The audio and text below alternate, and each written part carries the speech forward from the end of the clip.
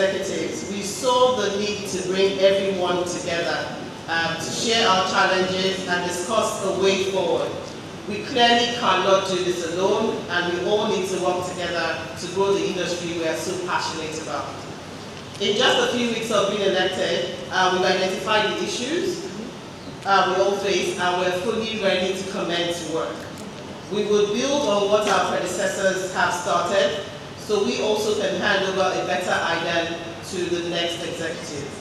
We understand our needs as an association are a lot, hence we decided to take it in phases. So our agenda for 2020 will be to take a lead nationally on issues that affect our association by getting government recognition, which is already in progress.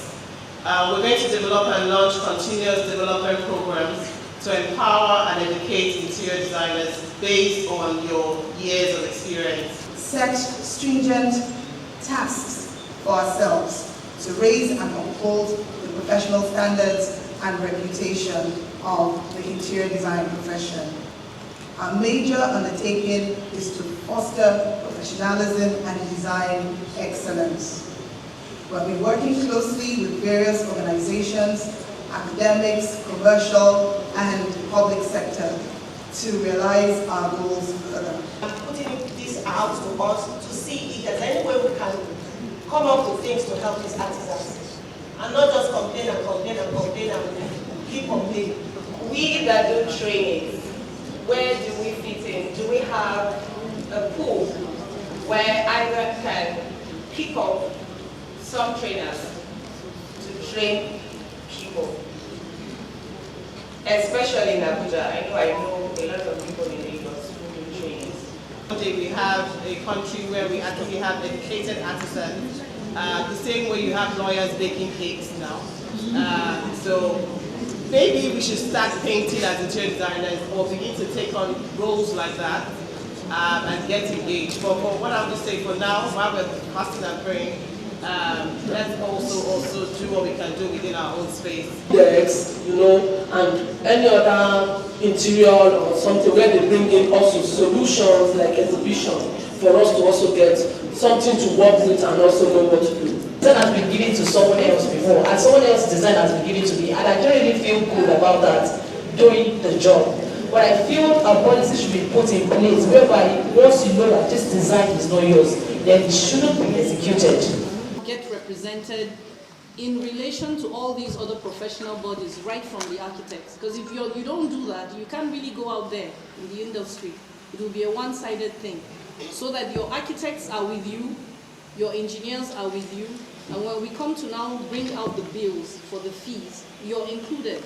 What can I then do to bridge that gap, to improve that collaboration between the architects and NIA so that we can share CVDs and we can also share artisans? Because I know for a fact that they are also planning to create a rating system for artisans as well. So it's a bit, the irony is there for me to see that we are creating, we want to create our own rating system and they are also doing theirs. So it's not really, we're not really showing that collaboration because we're almost doing the same thing twice. Almost impossible. So now as a body, how can you be of help to members in securing not necessarily fund, but machines? Can you stand as a form of collateral or guarantor to secure these machines? And if you know someone and you know the person's work, so you can stand for the person. Now, note that IDAN is actually a non-governmental organization, but before you can license, it's a governmental duty. So, because it's a governmental duty, it's something that we'll have to work with governments to establish that.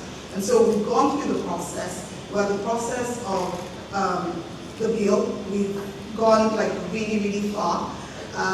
And, there's a lot more work that we can't really disclose at this point, but just know that we have everyone covered. Then IDAN can consider some kind of hierarchy system where people can key in and whatever everybody can afford. So we have different categories which we will share. We'll send out emails to everyone explaining what we've done, different categories. The idea is for people to grow in the industry. So definitely there will be categories for people who are just manufacturers.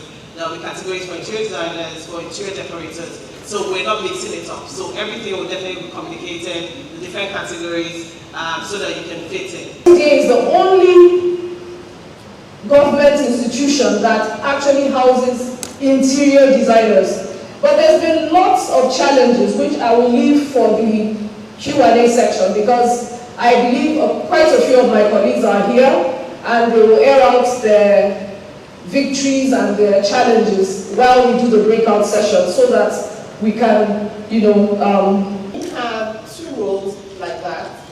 You all have a discussion on what you think we should do for IDEN and what you do for IDEN. Then please nominate a team member on each that would now present and bring out that whatever the thoughts are together and bring it out and now talk about it.